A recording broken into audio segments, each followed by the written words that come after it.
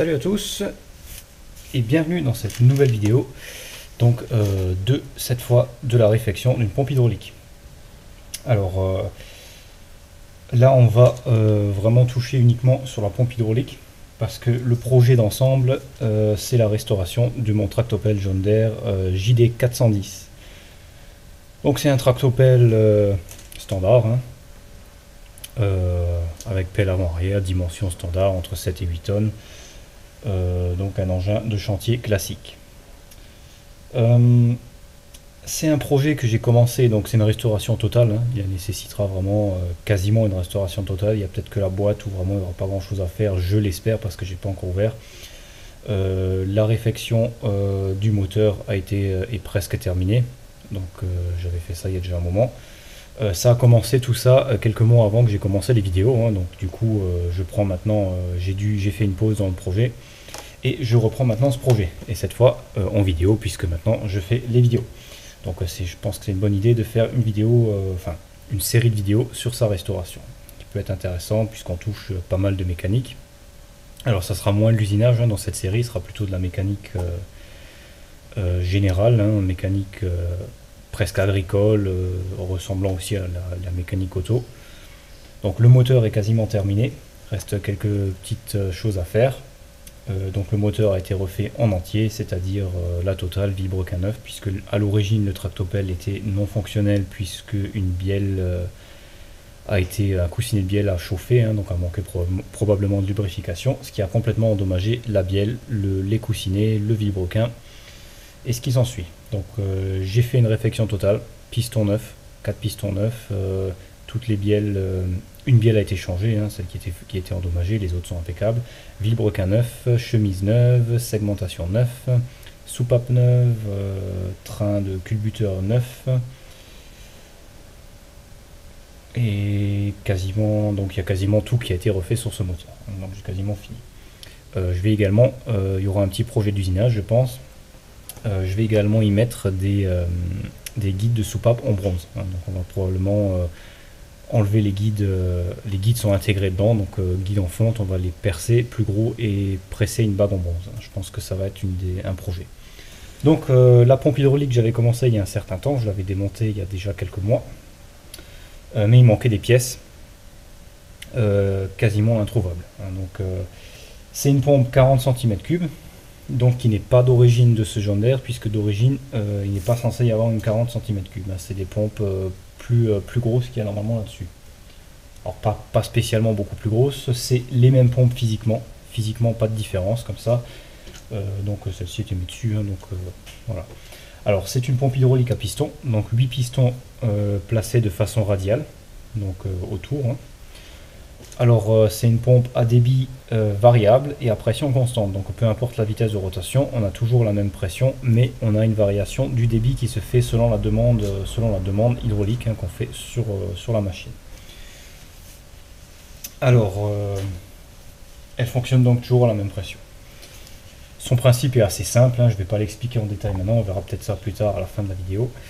C'est pas bien compliqué du moment qu'on connaît le principe. Bon. Alors elle est déjà totalement démontée, j'avais fait ça comme dit il y a quelques mois.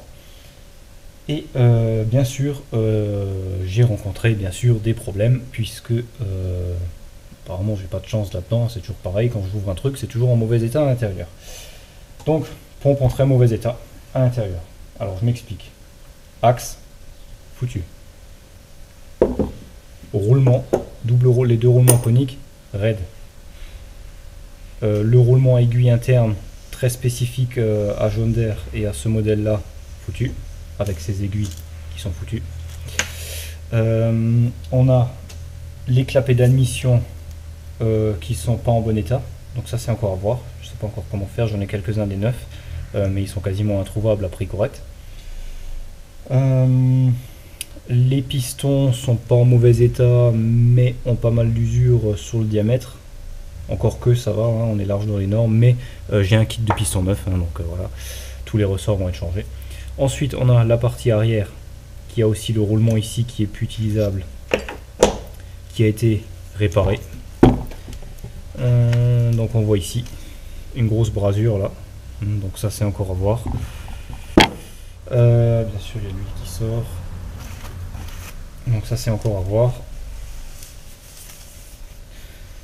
Et voilà, donc globalement, c'est à peu près tout pour la casse. Donc on peut garder le corps, bien sûr, qui lui est en bon état. Les alaisages sont parfaits, les dimensions sont bonnes. Alors, qu'est-ce qui s'est passé? On a ici donc les roulements qui s'est arraché, hein, les rouleaux ici ont des cassures, on peut voir là. Il y a des gros morceaux qui sont partis, on le sent vraiment beaucoup au doigt, hein. Donc sur plusieurs rouleaux ici.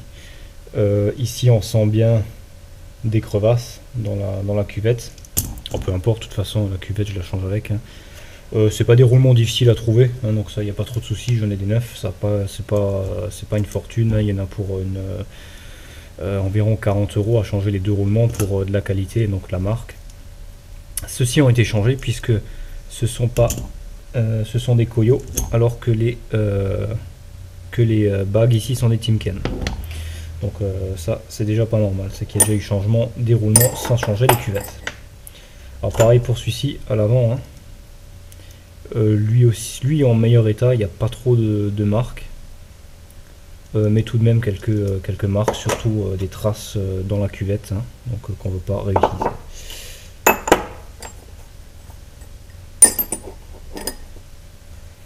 Ensuite on a, donc je laisse dans l'ordre,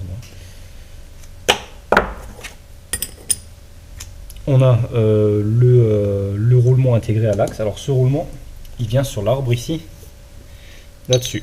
Donc les deux autres sont pressés, on a les rondelles ici, et ça vient ici, hein, donc sur l'arbre.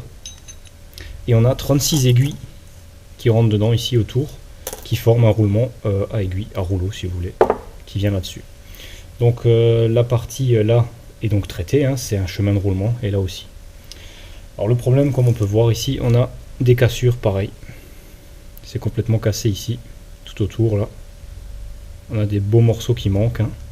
Et on a un gros escalier au bord là, donc on le sent vraiment, il y a vraiment, ça s'est vraiment usé dedans. Alors je sais pas ce qu'il y a eu, mais ça s'est bouffé dedans. Donc l'arbre foutu. Pareil ici, on a des grosses marques ici, et on a aussi des morceaux surtout. Alors là les marques là, je pense que c'est dû au moment, au temps où elle a stagné la pompe, je pense. Mais pareil, on a des morceaux qui manquent, hein, comme ici, un peu partout autour. Et en plus de ça, on est hors tolérance sur le diamètre, et donc autant dans l'alésage que sur l'arbre, hein. Il y a une usure importante, donc c'est plus utilisable. Les aiguilles pareil, hein, tous ont, pour vous montrer, ils ont tous le même défaut, le même problème, ils sont bouffés sur un bout. Donc on a des morceaux qui manquent sur l'extrémité, hein, une des extrémités, et on avait du jeu bien sûr. Donc pas utilisable. Bien sûr, les pompes John Deere, déjà une pompe comme ça en neuf, pas la peine, hein, il y en a pour 1000 €. En réusiné, c'est pas rentable, hein, c'était pas du tout le but de faire ça. Donc là, je m'en suis sorti pour pas trop cher finalement. J'ai donc racheté un axe. Alors, bien sûr, le problème, les axes faciles à trouver. John Deere, la plupart des pompes qui ont le même type de pompe, donc à 8 pistons, le même physique, mais qui sont pas des 40 cm3. Si ma mémoire est bonne, 43, il y a des 50 et 65 cm3 qui sont beaucoup plus courantes, qui sont physiquement pareilles. Alors, pas de problème, vous trouvez les axes sans souci. eBay, USA, il y en a tout plein, plein de vendeurs au nom, pas très cher. Voilà, donc ça, facile à trouver. Par contre, celui-ci là, de la 40 cm3, est quasiment inexistant. Alors, pourquoi? J'en sais rien, quasiment impossible à trouver, personne n'avait cet arbre, hein. Donc arbre avec l'écran de ce type là, la bague ici qui donne je sais plus quelle indication maintenant, mais elle a une indication, et bien sûr des dimensions, un excentré précis, un diamètre précis. Donc personne n'avait cet arbre. J'ai eu de la chance de trouver un vendeur qui vendait des pièces hydrauliques, à qui j'ai posé la question, parce qu'il n'avait pas sur son site. Je lui ai posé la question, et par miracle il avait un de ses axes en stock, donc qu'il avait encore en stock, et finalement pas plus cher que les axes courants. Le tout c'était de le trouver. Il avait également avec la nouvelle bague et les 36 nouvelles aiguilles. Donc là c'est un coup de chance d'avoir la totalité avec. Donc là pareil, hein, la bague n'est pas du même diamètre et du même type que les autres pompes, qui eux les autres ont quasiment tous le même. Et identique pour les aiguilles, c'est pas les mêmes diamètres d'aiguilles. Donc je suis nouveau sur le diamètre spécial. Je commence à avoir l'habitude, vous me direz. Le kit de joint, pas trop de soucis, facile à trouver. Les roulements, donc deux roulements Koyo, fabriqués au Japon, donc qualité correcte, tout neuf. Donc ça c'est du standard. Ils ont les mêmes sur toutes les pompes, donc quasiment de ce type-là. On a ici notre arbre neuf, donc du même type, avec les mêmes cannelures et le même type. Donc là on peut bien voir l'usure des joints, hein, vraiment très très profond. Là c'est tout neuf.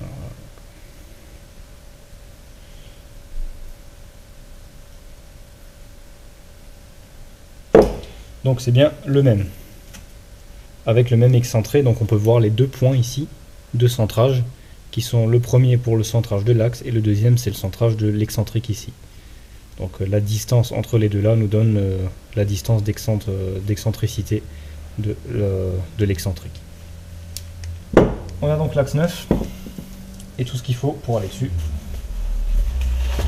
On va réutiliser les bagues ici, hein. Celles-ci sont en parfait état puisqu'elles font qu'office d'entretoise et ont une légère usure ici mais qui est très fine, puisque normalement il n'est pas censé y avoir d'usure ici puisque c'est le côté qui vient sur le roulement et que ça tourne avec, sauf que à mon avis ça a dû tourner à vide ou il y a eu quelque chose qui a coincé de toute façon pour faire ce genre de... pour arriver à ce genre de résultat, ça a dû coincer. On a aussi les clapets. Donc ici on a les pistons neufs, pistons avec ressort, hein, pour cette pompe aussi, qui sont pas du même diamètre non plus il me semble. Et on a tous les clapets de refoulement qui sont neufs ici, donc les 8. Et également les sièges de clapet. Alors je sais pas si j'ai besoin d'échanger ceux-là, il faut que je vérifie, ils ont l'air en très bon état. On a tous les joints. Ici et là, il y a une partie. Voilà. Joint neuf. Hein.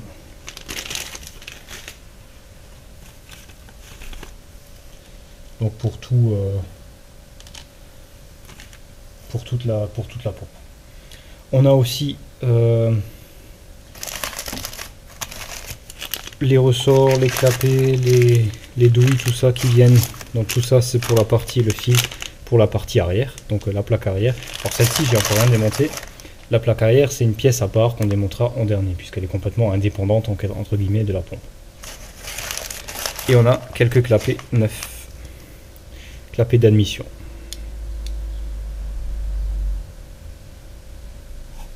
Donc pour l'instant, j'en ai 3 qui sont utilisables en neuf. Et ici, on a donc sorti tous les bouchons, hein, et tous les on repart sur la photo. On a ici toute la partie, tous les pistons d'origine, les clapets, admission, refoulement et tous les bouchons. Donc triés dans l'ordre avec les numéros notés. Bien que normalement ils vont plus servir. Donc on verra ça au moment où. Voilà, donc je crois que j'ai ici toute la partie pompe, hein, elle est complète. J'ai déjà changé le joint au milieu, je l'avais déjà fait. Donc je mets un double d'ailleurs ici, comme j'avais un kit, deux kits de joints. Donc c'est un joint SPI double lèvre qui permet de faire l'étanchéité.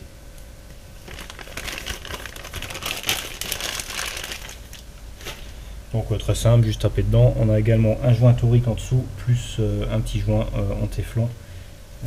Petite lèvrette en téflon qui vient en dessous. Voilà, donc je crois que j'ai fait le tour. On a également les documents ici. Hein, donc documentation qui montre le fonctionnement de la pompe, qui décrit son fonctionnement, son démontage, son remontage, qui est toujours pratique à avoir puisque c'est jamais pareil d'une pompe à l'autre. Donc maintenant la première partie va consister à faire le remontage de l'axe, c'est-à-dire de l'arbre central sur lequel on va réinstaller les roulements, donc qui sont mis à la presse, les rondelles, la bague centrale avec ses 36 aigus. Donc ça c'est le premier truc à remonter, puis on pourra la remonter dans le boîtier. Et ensuite on pourra passer au clapet d'admission, clapet de refoulement, les pistons, tout ça. C'est quelque chose d'assez simple à remonter, mais qui nécessite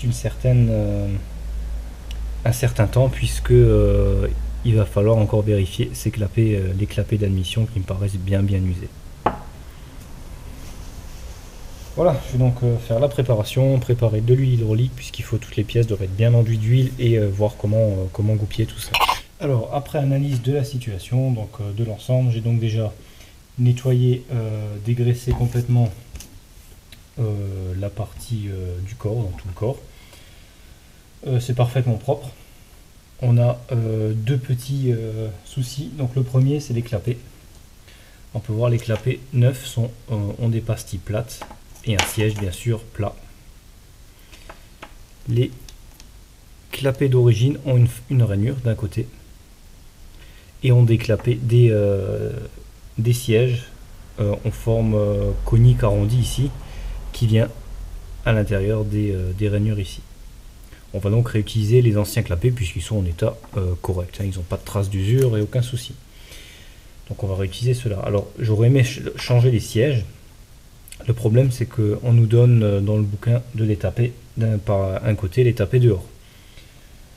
Le souci c'est que les trous dans lesquels, donc les alaisages dans lesquels ils sont pressés dedans, ne laissent pas voir une partie à l'intérieur pour taper. Donc ils sont décentrés, il y a une erreur de fabrication, les trous sont décentrés, du coup on a juste un petit bout d'un côté ici qui dépasse à l'intérieur. Donc on n'a qu'un endroit pour taper et ça bouge pas, donc c'est même pas la peine. Au risque d'endommager le corps, vaut mieux pas changer les clapets ou les sièges. Donc si vraiment c'est nécessaire, on peut chauffer pour les mettre. Et en deuxième lieu, on a les clapets d'admission qu'il va falloir vérifier, puisque seulement 2 sur les 8 sont frappés dedans. Les autres tombent dans les alaisages. Donc ce qui n'est pas normal non plus. On va voir comment faire. Alors en regardant plus en détail la partie du bouquin qui parle donc de ces clapets, j'ai donc constaté que seulement le mon numéro 2 et mon numéro 8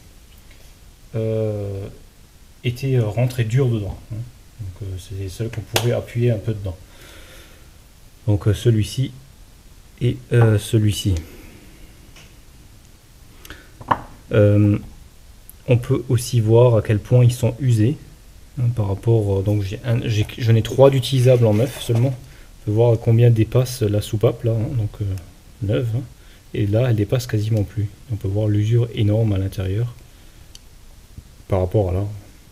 Et on peut voir que l'usure, les parois sont devenues tellement fines ici que c'est presque c'est coupant, et que ça a cassé des petits morceaux qui à mon avis sont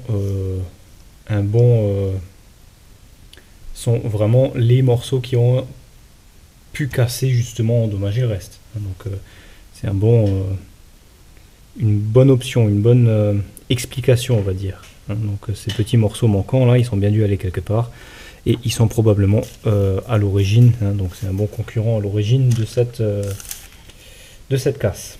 Alors il y a plusieurs possibilités, donc pour moi il y a ça, et il y a également le montage des roulements. Alors les roulements ne sont pas d'origine, on peut voir que l'intérieur c'est des coyots, les cuvettes sont des Timken, qui a dû faire, qui a affecté peut-être le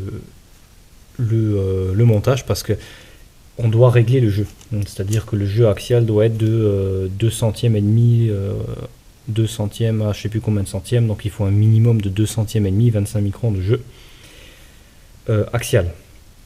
Donc le jeu doit être réglé. Le problème c'est qu'il est réglé par cale, donc on a des rondelles d'épaisseur posées à l'arrière qui font le réglage du jeu. Alors si le jeu est trop serré, on a forcément après problème de fonctionnement. Donc c'est là que ça crée la casse qui a fait enlever les morceaux des roulements. C'est une hypothèse. Donc c'est les deux hypothèses, ou alors tout simplement aussi comme dit la valve, donc l'usure tout simplement, puisque ça c'est vraiment dû à l'usure, très forte utilisation. Donc la pompe n'étant pas d'origine, elle a été montée là-dessus. Je pense que elle était déjà sûrement pas mal usée, parce que le reste ne montre pas autant d'usure. Donc Le problème c'est que les deux seuls qui tiennent dedans, à mon avis, sont normales.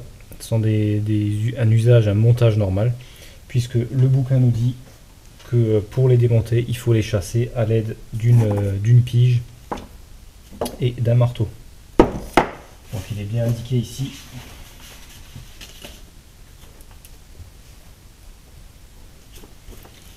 Voilà. Chasser du boîtier les sièges 15 comme le montre la figure 5 et les vérifier. Je raconte des bêtises, ça c'est pour les sièges. Les fameux sièges. Extraction d'un clapet d'admission. Voilà, c'est ici.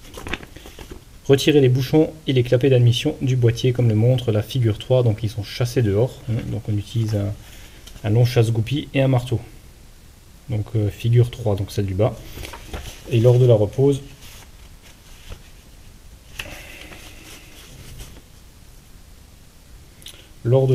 donc placer les clapets d'admission 3, figure 4, donc c'est les clapets, dans le boîtier et monter les bouchons. Donc bouchon 1 qui sont les bouchons ici, qui viennent dessus, donc avec joint torique. Et il est indiqué le serrage des bouchons donne aux clapets leur position correcte. Donc c'est cette phrase qui nous fait déduire que ces bouchons donnent la position correcte.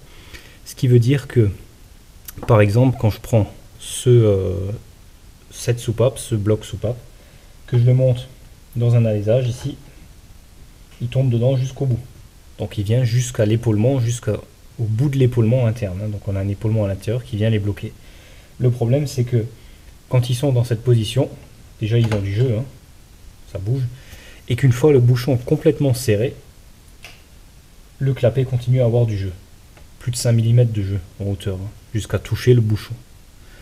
Alors donc ça nous indique que c'est pas normal qu'il y ait ce jeu, puisque le clapet ne doit pas être embuté dans l'épaulement, mais il doit être embuté contre le bouchon. Donc le serrage est difficile, le bouchon le presse dedans jusqu'à ce que le bouchon soit fermé, ce qui donne sa position normale. Et c'est là pas du tout ce qu'on a, puisque là il tombe dedans, une fois le bouchon dedans on a du jeu. Autre logique, c'est une soupape. Soupape d'admission, l'huile arrive dans les trous ici, et lorsque la soupape s'ouvre, l'huile est renvoyée par la soupape, par l'ouverture de la soupape dans la chambre de compression. Le problème c'est que vu qu'il tombe dedans, ça risque pas d'être étanche ici. Là autour c'est pas étanche. Ok, forcément puisque ça bouge dedans. Et de ce fait on a donc perte de pression et la pression retourne donc dans l'admission. Ce qui est tout à fait logique puisque les soupapes sont censées le bloquer. Cette partie-là n'est pas censée bouger, c'est simplement la partie-là qui bouge. Donc là, on a un souci de ce côté-là. Les nouvelles que j'ai, donc les nouvelles soupapes ici, qui dépassent beaucoup plus.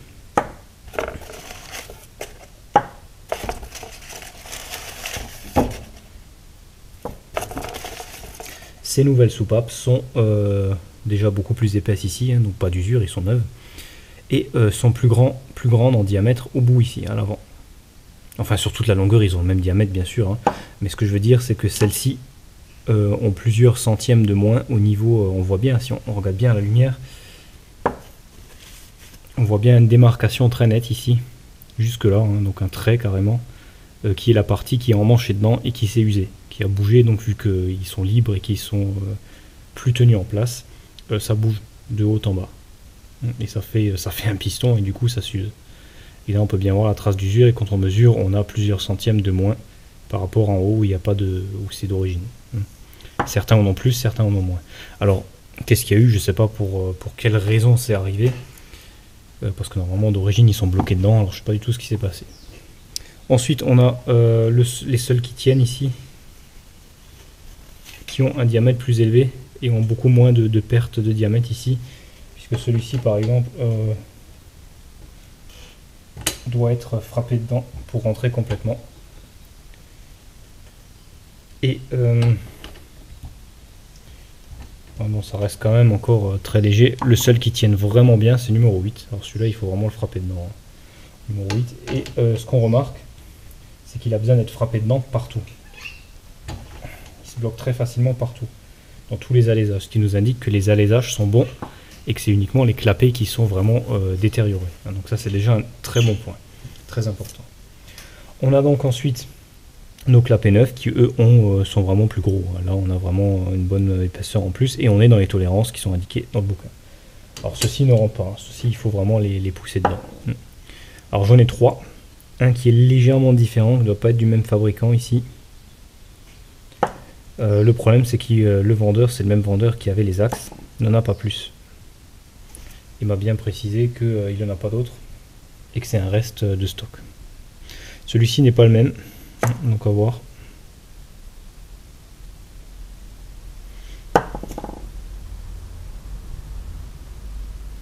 Pas aussi bien fabriqué que les deux là. Donc les deux là sont vraiment bien.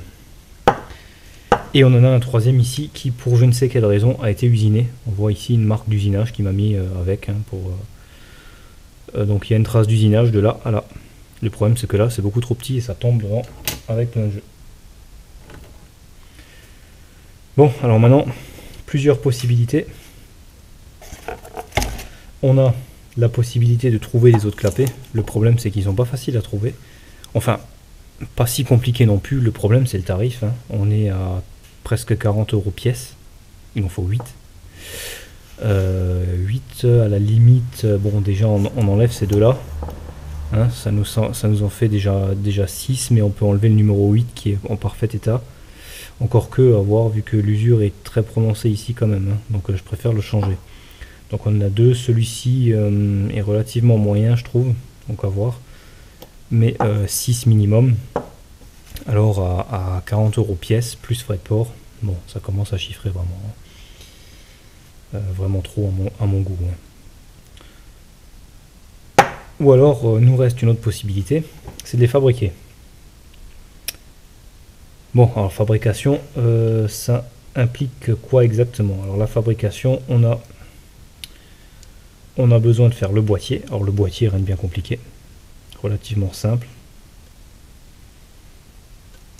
Donc un bout de métal. Donc le problème, le tout, c'est de déterminer le bon type d'acier. C'est là que vraiment tout se joue. Donc c'est là le plus compliqué.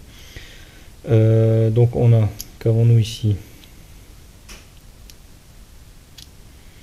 Donc le boîtier est facile à faire. Donc deux trous qui traversent complètement de chaque côté, qui n'ont même pas de position spécifique puisque c'est juste des trous d'admission. Ils ont une position sur la hauteur mais qui n'est pas très précise de toute façon. On a le siège. Alors il suffit de reprendre l'angle, rien de bien compliqué. Siège de soupape. On a le guide ici. Pareil, pas très compliqué. Pièce relativement simple. Conique, bon, bien méchant à faire. Cône, pas évident quand même, puisque on a une remontée ici qui reste. Alors, je pense pas que le cône soit vraiment une nécessité. Je pense que c'est plutôt une économie de matière, puisque de ce côté-là, il n'y a plus rien. Et qu'ici, c'est étanche, c'est fermé sur le bouchon, donc le bouchon qui vient comme ça. Donc je vois pas l'utilité de la partie là. Ensuite, on peut récupérer bien sûr le ressort et la rondelle du haut qui est... Alors on voit bien que ça a été pointé ici, donc on a un coup de point, on a d'abord un marquage de centre, puis un coup de pointeau vient écraser et écarter l'acier du haut pour bloquer la bave tout simplement. Donc c'est rien de bien vilain. Et la soupape en elle-même. Donc la soupape en elle-même, pareil, trouver le type d'acier. Et probablement le plus compliqué, c'est rectifier parfaitement droit le milieu, puisque j'ai pas de rectifieuse fonctionnelle pour l'instant. Donc ça c'est encore une histoire à voir, donc ça il va falloir étudier. Sinon, pour les clapets ici, ils sont en bon état, donc pour l'instant on va remettre ceci, clapet de refoulement. Les pistons, pas de souci, c'est les bons, donc on a les pistons neufs. On a tous les joints neufs, de ce côté-là pas de souci, l'arbre neuf est bon, les roulements sont bons, le roulement du milieu à rouleau est bon, il n'y a pas de souci, le reste est bon aussi. Donc voilà, donc ce côté-là, il n'y a pas de souci. Donc pour l'instant, voilà où on en est. On va donc commencer le remontage. Alors pour l'instant, les clapets sont en attente, on verra ce que ça va donner pour les clapets, ça sera une autre affaire puisqu'on peut les faire après.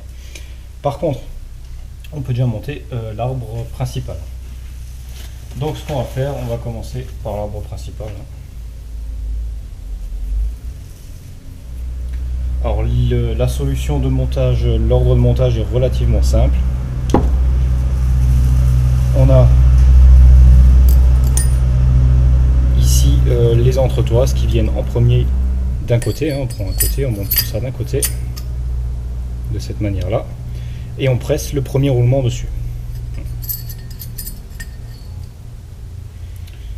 Donc à la presse bien sûr, et ensuite on viendra monter la nouvelle bague ici au milieu et les 36 aiguilles, puis on presse le roulement suivant avec les autres bagues dessus.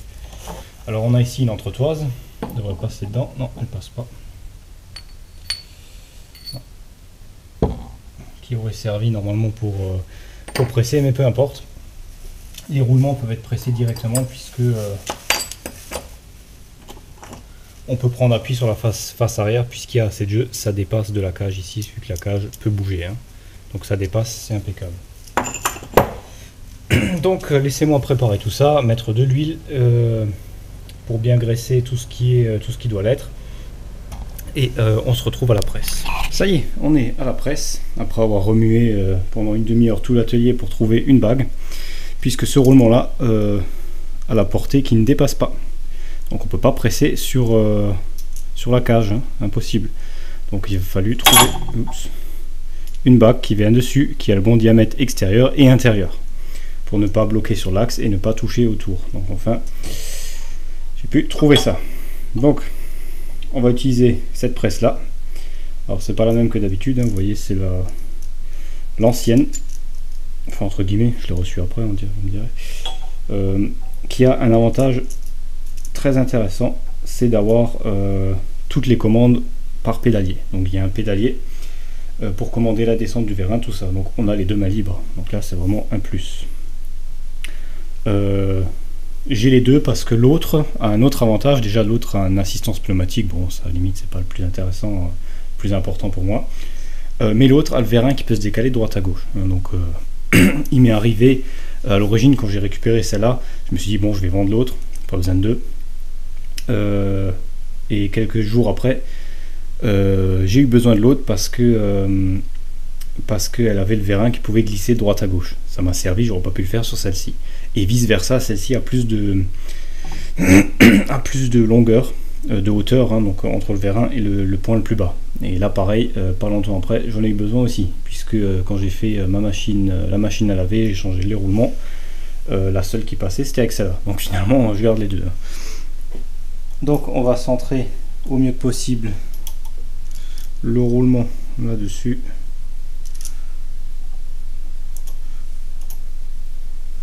Voilà. On vient poser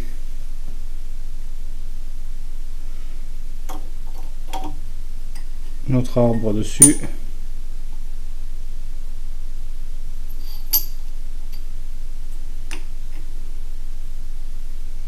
Donc tout est bien nettoyé, huilé à l'huile hydraulique, jamais de graisse, on n'utilise rien d'autre que de l'huile hydraulique. Très important.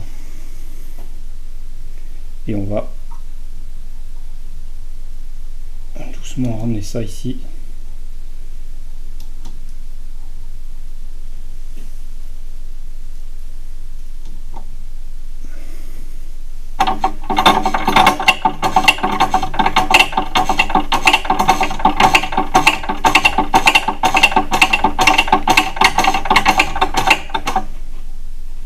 Alors ça devrait rentrer relativement facilement. Moi de ce que je me souviens, c'était pas extrêmement dur à passer. Voilà. Et en plus on a la descente rapide sur cette presse, donc c'est beaucoup plus rapide.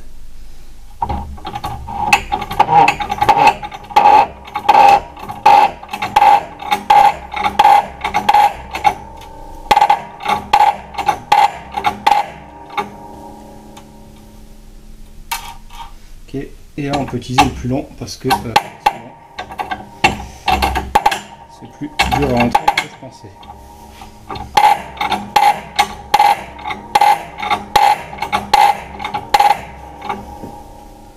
Là Là, on va détendre un peu.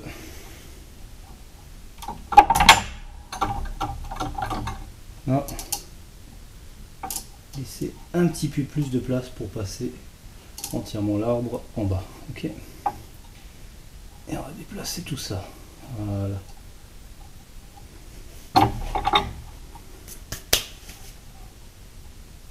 On s'assure de la propreté ici.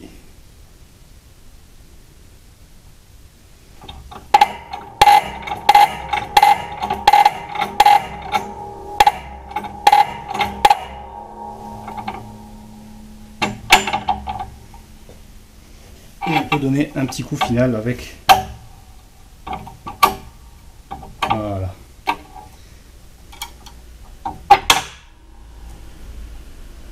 Parfait. Donc première partie montée. On va donc retourner à l'atelier, enfin à l'établi, et on va s'occuper de monter la partie centrale. Puis après on montera le dernier roulement. Voilà, on est nouveau à l'établi. Et on a monté le premier roulement qui allait relativement bien dedans. Hein.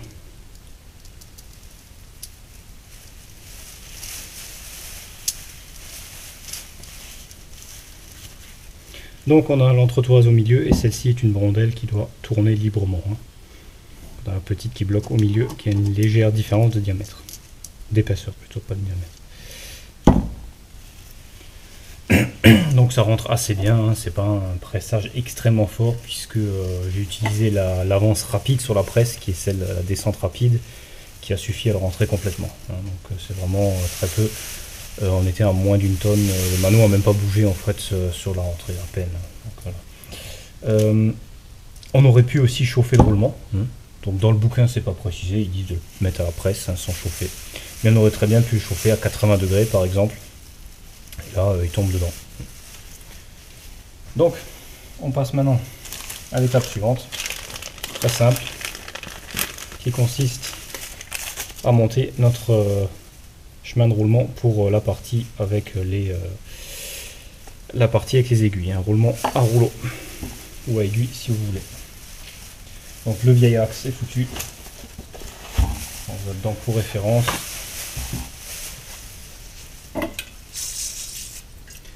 un petit coup de nettoyant frein pour nettoyer la bague parce que je préfère enlever toutes les graisses d'origine et passer avec de la graisse.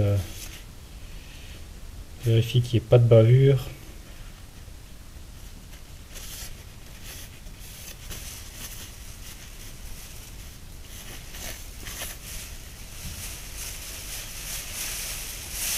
Voilà, donc laissez-moi déballer tout ça et huiler tout ça et je vous reprends au moment de préparer la bague qui est huilée à l'intérieur comme il faut.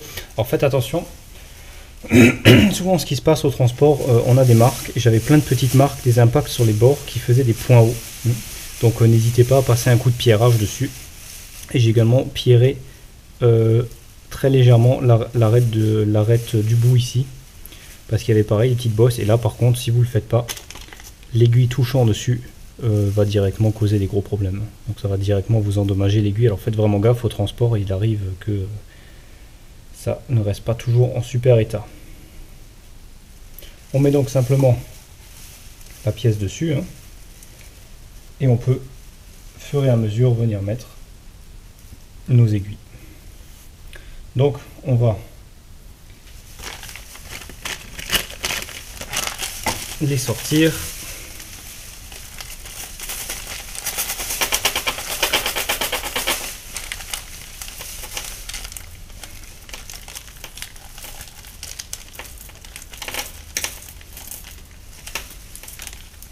Voilà.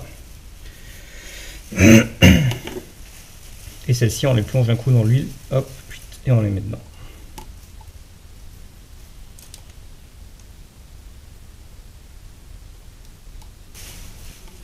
Donc laissez-moi faire ça et je vous reprends, hein, puis c'est répétitif. Bon, j'ai mis les aiguilles et devinez quoi, il me manque 3 aiguilles. Super.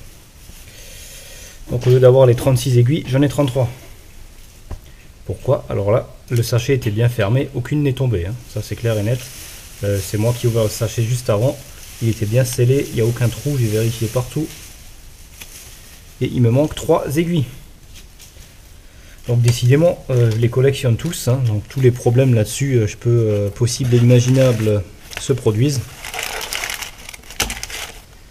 En tout cas, c'est incroyable qu'il manque 3 aiguilles. Et bien sûr, j'ai fait tout le paquet des anciennes aiguilles, aucune n'est bonne. Hein. Ils sont tous complètement cassés sur le haut, hein, et je peux pas réutiliser une aiguille comme ça, hein, c'est pas possible. Donc, on va vérifier s'ils n'ont pas été mis ailleurs avec.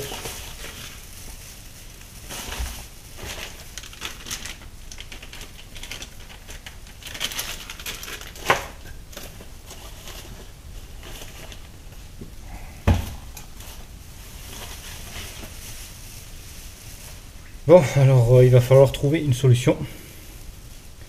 Et éventuellement trouver des aiguilles. Donc là, je suis bloqué de tous les côtés. Hein, donc je peux pas continuer le montage ici. Et je peux pas continuer le montage ici, puisque j'ai pas les clapets. Donc on va à nouveau devoir galérer pour trouver ce qui manque. Parce que c'est vraiment une galère pour trouver ce qu'il faut pour cette pompe. Les aiguilles, pareil, c'était pas les mêmes aiguilles que les autres. Et du coup, c'est un peu la galère. Non, il n'y a strictement rien, hein, donc de toute façon aucune n'est tombée, hein, il n'y a aucun doute là-dessus. Et je vais donc essayer de trouver des aiguilles à commander. Hein, voilà. Alors, petite vérification faite auprès de la facture et de la référence. Alors, effectivement, c'est bien un kit 33 aiguilles et non pas un kit 36. Donc elles ne sont pas perdues, hein, elles ne sont pas manquantes dans le paquet. Le problème qu'il y a eu, c'est que le kit 33 n'utilise pas les mêmes diamètres d'aiguilles, hein, donc c'est des 3,71, alors que le kit 36 utilise un diamètre de 3,76. Donc là encore, totalement inexistant, hein, en 36 aiguilles avec ces aiguilles là. Sauf que moi j'avais bien du 3,71, un peu moins avec l'usure, mais en normal 3,71. Avec 36 aiguilles, et non pas 33. Donc le kit inexistant que personne ne sait où trouver. Parce que là, on n'a aucun jeu. Donc on a bien les bonnes aiguilles.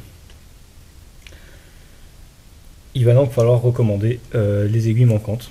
Donc là, j'ai fait des demandes. Hein, puisque bien sûr, en France, c'est totalement introuvable, on ne trouve rien du tout. Il n'y a qu'aux États-Unis où on peut espérer trouver ça. Alors les valves, pareil, aux États-Unis, la moins chère, 35 $ pièce. Donc ça fait quand même une sacrée somme quand on multiplie par 8, enfin par 6, puisque j'en ai 2 utilisables ici. En Europe, on trouve quasiment rien. Il n'y a qu'en Pologne où par contre j'en ai trouvé les mêmes types à 16 €. Donc là, ça fait beaucoup moins cher. Le problème, c'est que bien sûr, sur leur site, impossible de faire livrer hors Pologne. Donc je les ai contactés à voir s'ils vont me répondre. Donc ça, c'est pas gagné. Mais on peut voir les différences de prix. Ça va de 80 $ donc pour les mêmes valves, hein, à 35 le moins cher aux États-Unis et en Pologne jusqu'à 16 €. Hein. Donc on voit les différences énormes qu'il peut y avoir sur la même pièce. Alors différence de qualité, bon, permettez-moi de douter quand même que ça justifie un si gros écart de prix. Ah non, ça je suis désolé, c'est pas possible. Donc, par chance déjà, c'est des valves courantes, hein, elles sont utilisées sur quasiment toutes les pompes, c'est les mêmes. Donc pompe John Deere de ce type là. Ça c'est totalement hybride, apparemment ça n'existe pas chez John Deere. Pas dans cette pompe en tout cas. Pourtant ça rentre bien dedans et c'est ce qu'il y avait dedans et on peut pas mettre autre chose, hein, puisque le diamètre ici tout correspond. Donc mystère. Donc je peux pas réutiliser les anciennes, hein, comme je l'ai dit, pas du tout bon. On n'a donc pas le choix que d'utiliser trouver les nouvelles. Alors j'ai dû en sortir une pour mesurer. Le problème c'est que maintenant elle s'est magnétisée. Alors c'est celle-ci. J'ai utilisé un aimant et elle garde le magnétisme. On peut voir que c'est fortement magnétique, hein. C'est pas juste on peut sortir un autre presque avec, hein. On peut le voir. Donc il va falloir démagnétiser maintenant. Donc je vais vous montrer le démagnétiseur. Voici donc le bon vieux démagnétiseur Eclipse, 110 volts encore. 0,60 watts, je pense que ça va être une version américaine. Très bonne qualité, branché sur transfo 110 volts. qui permet de démagnétiser les pièces, principalement après rectification, puisque la rectification crée un magnétisme dans la pièce. Donc c'est très simple, c'est un espèce d'électroaimant, on passe dessus, hein, hop, notre pièce est démagnétisée. Donc on met en route, ça fait un bruit un peu particulier. Et on sent un blocage au milieu. Voilà. Plus rien du tout. Puis un poil de magnétisme. Donc remettre notre aiguille dedans. Et on passe la deuxième qui est... Bon, qui a quasiment rien, mais elle était aussi accrochée un peu.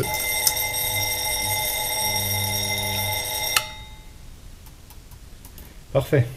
Donc ça, je laisse dehors pour les mesures. Voilà. Présentation et fonctionnement du démagnétiseur. Très simple, très rapide et très efficace surtout. Et on peut aussi voir l'usure très importante. Donc en mesurant nos pins, nos aiguilles d'origine, nos rouleaux d'origine, on est à 4,65. Hein, donc mesure au pied à coulisse. Hein, relativement précis, même si il faudrait utiliser un micromètre, mais peu importe, hein, ça donne une très bonne indication. 4,65. Les nouveaux 4,70. 70, 71, ça varie entre les deux. Voilà, 4,70.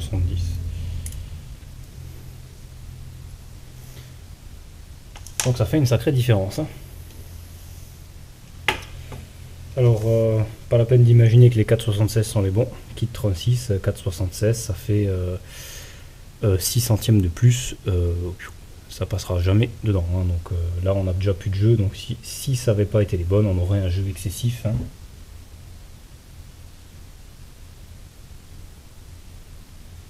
Et on a un très léger jeu de fonctionnement, je pense. Qui est de loin plus faible que ça, hein, je pense. J'ai donc fait une petite vérification des diamètres. Donc au micromètre d'intérieur sur les portées qui viennent tenir les valves d'admission, les soupapes d'admission. Donc on a utilisé un micromètre d'intérieur type Technica, hein, donc à visualisation optique, qu'on va mettre dedans. Bon, on va mesurer, j'ai mesuré tous les alaisages et on est à quelques microns près. Ils sont tous à 25,44 mm. Donc 25-44. Et les valves sont donc tous légèrement trop petites, sauf une qui se presse assez bien dedans, qui a à peu près le même diamètre, mais on peut voir qu'elle est quand même pas spécialement bonne. Et la numéro 2 qui est trop limite de toute façon. Donc on a tous les autres, on est en dessous du diamètre des 25-44. Forcément, il n'y a plus d'ajustement à la presse. Alors le bouquin que j'ai en anglais spécifique à ces pompes, le bouquin John Deere, indique très clairement et en gras qu'il est très important d'avoir un ajustement à la presse sur ces valves et que c'est les bouchons, quand on les visse, qui doivent le presser dedans. Et une fois vissé complètement, ça donne la bonne hauteur de la valve pour qu'elle soit pas complètement dedans. Et qu'il est excessivement important d'avoir un ajustement à la presse. Donc là on l'a pu, hein, c'est clair. Donc un ajustement à la presse, ça nous donne une tolérance bien spécifique. Dans ce cas-là, H7P6 semble être la bonne dénomination pour cet ajustement. Donc H7 c'est l'alésage, alésage standard, hein, H7, H6, non, H7 c'est ce qu'il y a de mieux. Pour ce cas-là c'est bon. Donc ajustement H7 pour l'alésage. Et après pour la valve c'est du P6. Donc ce qui me paraît être logique, hein, puisque le P6 c'est un ajustement à la presse, pas trop dur, pas trop léger. Donc c'est un bon ajustement à la presse, mais qui tient vraiment correctement, qu'on ne peut pas mettre à la main. Donc pour faire cet ajustement sur un diamètre de 25, il nous faut faire environ 2 à 3 centièmes, hein, donc selon la tolérance, hein, de plus en diamètre ici, donc de la valve par rapport à l'alésage. Et c'est effectivement ce qu'on a, puisqu'on est à 44 là-dedans, 25-44, et on est ici à 25-46 sur les nouvelles valves. Donc là on a vraiment l'ajustement parfait par pressage. Voilà, donc pour les valves, il va falloir donc s'occuper de ça.